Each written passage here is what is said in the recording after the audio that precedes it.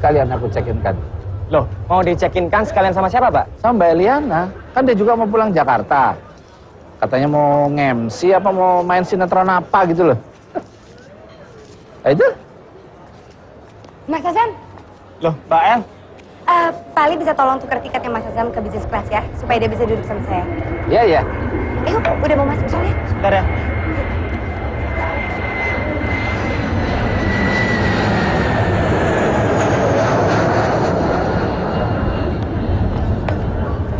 Jaga ya, maaf ya. Yuk, sehat-sehat ya.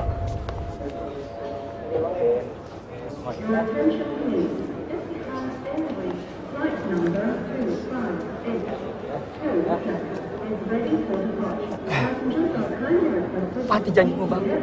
Dan doanya, Bang. Doa. Semua sudah sepakat untuk menuju ke jenjang pernikahan seperti yang disunahkan Rasulullah Muhammad SAW. Alhamdulillah. Nah sekarang ini tinggal bagaimana yang dikhitbah. Nanda ana mau mahar apa? Itu hak ana. Supaya tidak ada penyesalan dalam berumah tangga. Katakan, Ana, kamu berhak menentukan mahar pernikahan. Saya hanya ingin mengajukan syarat. Dan syarat ini menjadi sahnya akad nikah. Keseluruhan diri saya akan menjadi halal kalau syarat ini dipenuhi, Mas Furqan. Apa syaratnya? Pertama, setelah menikah, saya harus tetap tinggal di sini, di lingkungan pesantren. Kedua, saya mau dinikahi, tapi dengan syarat, selama saya masih hidup dan masih bisa menunaikan kewajiban saya sebagai seorang istri, maka Mas Furqan tidak boleh menikah dengan perempuan lain. Pak Kiai, apa syarat-syarat itu tidak mengada-ada? Tidak, sama sekali tidak. Para ulama telah membahasnya ini panjang lebar. Dan syarat seperti yang saya ajukan adalah sah. Maaf, Ana. Untuk syarat yang pertama, saya rasa tidak ada masalah. Itu sah-sah saja. Tapi untuk syarat yang kedua, apa tidak berarti kamu mengharamkan poligami? Di bagian mana dari perkataan saya yang mengharamkan poligami yang dibolehkan Al-Quran? Mas Furqan mau menikah sekaligus dengan 4 orang perempuan, itu hak Mas Furqan. Tidak ada masalah buat saya. Tapi itu artinya, bukan saya yang menjadi salah satu istri Mas. Persyaratan saya bisa dianalogikan dengan misalnya setelah menikah, Mas Furqan tidak boleh makan jengkol karena saya tidak suka baunya. Lalu apa itu berarti saya mengharamkan jengkol? Saya hanya mengajukan syarat yang menurut saya bermanfaat untuk saya dan anak-anak saya. Dengan syarat seperti ini sama sekali Mas Furqan tidak dirugikan. Sebab Mas Furqan hanya tidak boleh menikah dengan perempuan lain selama saya masih hidup dan masih bisa menunaikan kewajiban saya sebagai seorang istri. Kecuali kalau saya sakit menahun dan tidak bisa menunaikan kewajiban saya. Silahkan Mas Furqan menikah lagi. Hal seperti itu diperbolehkan para ulama. Saya belum pernah membaca ada ulama yang memperbolehkan syarat seperti itu. Saya akan ambil kitabnya.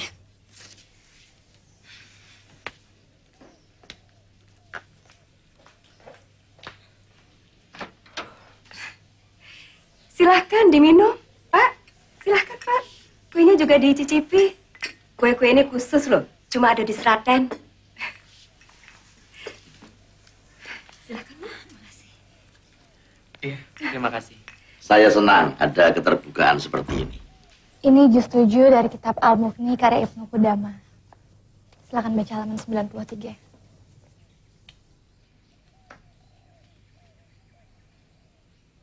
Yang wajib dipenuhi adalah syarat yang manfaat dan faedahnya kembali kepada istri. Misalnya sang suami tidak akan mengeluarkan istri dari rumahnya atau dari kampungnya. Tidak bepergian dengan membawanya atau tidak akan menikah atasnya. Syarat seperti ini wajib ditepati oleh suami untuk istri. Jika suami tidak menepati, maka istri berhak minta dihapuskan nikahnya. Hal seperti ini diriwayatkan dari Umar bin Khattab radhiyallahu anhu dan Sa'ad bin Abi Waqqas, Muawiyah, dan Amr bin As.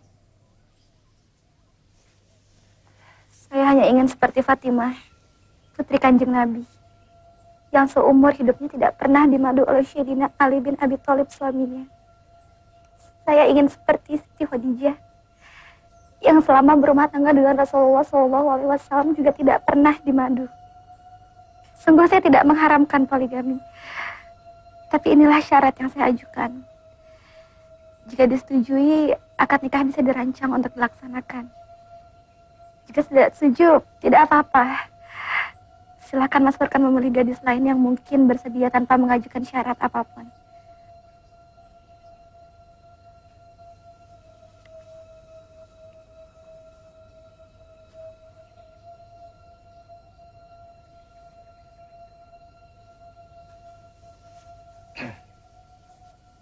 Pak Kiai, kami sudah mendengar semua persyaratan dari Ananda Ana. Furqan sudah menelaah referensi yang diajukan Ananda Ana. Dan secara nalar, masuk akal anak saya. Maka dengan penuh keyakinan, Furqan menerima semua persyaratan Ananda Ana. Alhamdulillah. Alhamdulillah.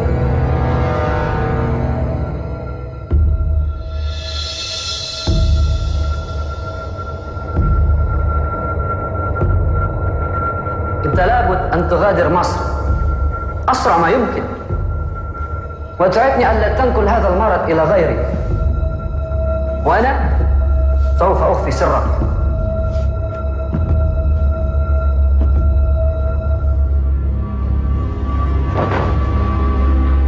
لا أحد يعرف أنك مصاب بمرض HIV إلا أنت وأنا وموظف مستشفى طبعا الله عز وجل.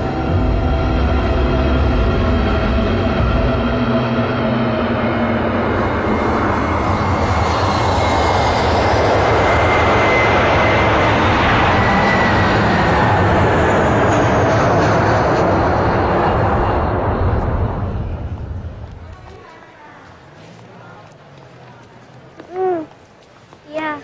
Terus kok bisa lupa sih? Ya wes, nanti Mbak transfer ya ke rekeningmu. Nanti kamu kasihkan ke Bu E. Waalaikumsalam. Siapa nah? Itu loh, Bu E lupa minta uang syukuran Mas Azam. Terus gimana? Untung bisa mobile banking, jadi bisa transfer ke rekening Lia. Dari sini, aku dan Mas Azam langsung nginap di hotel yang sediakan panitia. Dekat tempat acaranya, Rin. Sebenarnya kalau misalnya Mas Azam nginep di tempat aku bisa, soalnya kamarnya Mas Rahmat kosong. Aku takut kena macet, Rin. Kalau nginap dekat tempat acaranya kan aman. Jalan kaki ke sana juga bisa. Mas Azam kalau nggak ada yang jemput, mendingan bareng sama aku aja. Mas Azam bisa istirahat di rumah aku, terus besok kita bisa lanjut ke Solo. Loh, kenapa Mas? 9 tahun saya meninggalkan tanah air. 9 tahun saya meninggalkan ibu dan adik-adik saya. Saya bahagia akhirnya bisa pulang. Dan saya sudah tidak sabar lagi Mbak El, ingin bertemu dengan mereka semua. Aku kagum sama ketabahan Mas Azam.